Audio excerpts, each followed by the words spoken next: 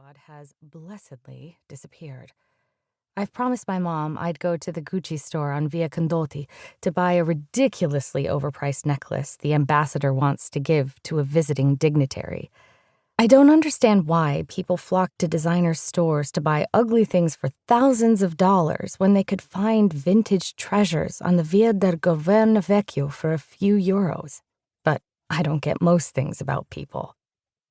When we moved here last August, I found my way around by using a copy of Fodor's Italy in 1951 that I bought in a used bookstore.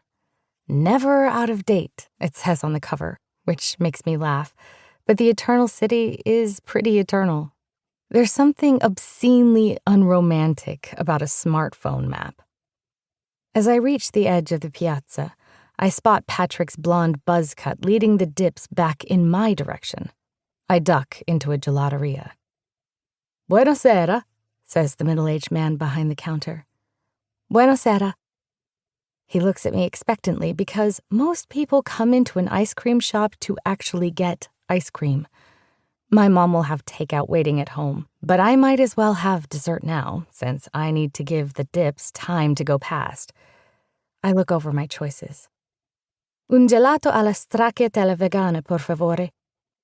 People burst through the door, and I turn my head, thinking it must be the dips coming to harass me. But it's a guy and girl about my age, both of them looking like wealthy tourists.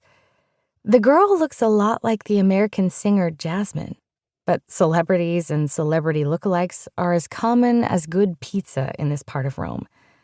She has her dark hair in a ponytail like me, and we both have on yellow, though I'm wearing a vintage summer dress that Audrey Hepburn might have worn, and she's wearing a romper some stylist probably thought was retro chic.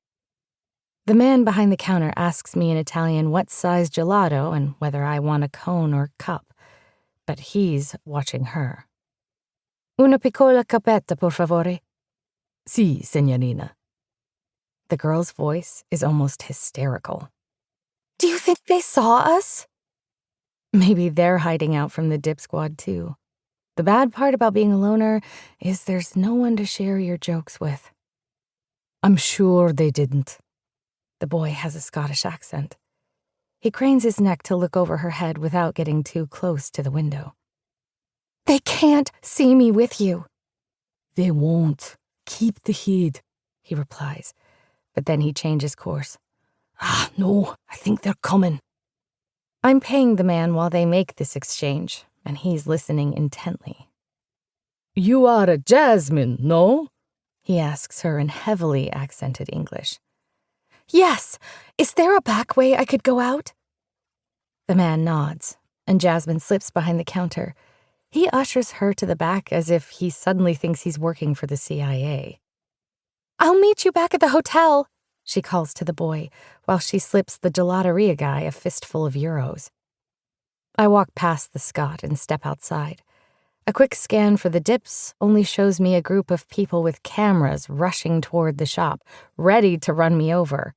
My gelato is already sweating, so I take a bite. The boy comes out of the gelateria, and they snap his photo. "Where's Jasmine?" They all yell at him, as if he isn't close enough to hear them. The flashes are so bright, I squint even though their lenses aren't pointed at me. "Who?" the boy says. "We all saw you go in with her," one shouts as the rest clamor about where Jasmine is and click their cameras. "Where is she, Luca? Where's Jasmine?" "You're mistaken," this Luca kid says as the whir of cameras almost drowns him out. He steps toward me and grabs my elbow as if it's a beer mug. Melting gelato flies off my spoon. "This is the girl you saw." And that's the moment I envision going down in history with the dip squad if they ever saw these photos.